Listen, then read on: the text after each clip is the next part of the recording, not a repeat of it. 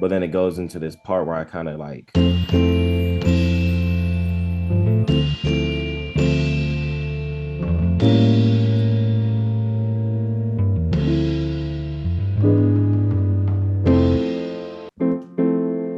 And also fuller, since you didn't mute as many notes.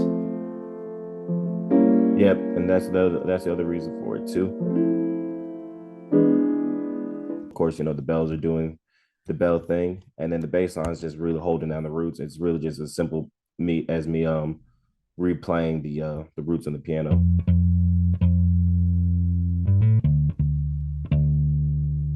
All I have going on for this B section right here, it's kind of the same thing. I took the flute out and I just played the flute a little bit differently.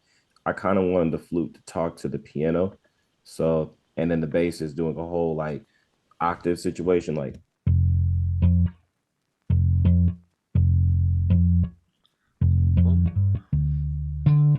same chord progression I'm playing. I'm just kind of showing off at this point.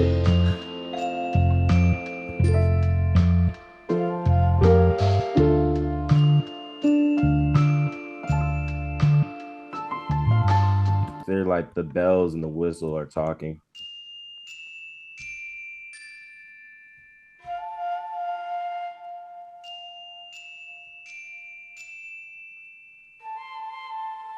Yeah. Like same chords from the beginning, but all I'm doing is just playing it and like kind of just spreading my wings and just, you know, adding licks and runs and stuff like that.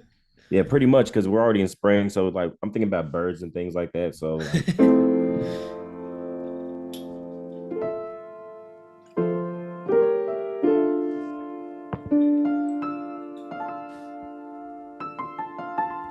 yeah, I wanted to do longer formatted samples because you can listen to this. You have the main 2, 3, 4 bars. That's like, okay, that's what producers are gonna probably chop and sample. Maybe they want this section. I just want to provide as many options as possible, but also have fun in the process. And then that's pretty much it. I love that ending I too. just kind And you also could be interested in how to make a minimalistic sample very unique. If you are, you should check out this video.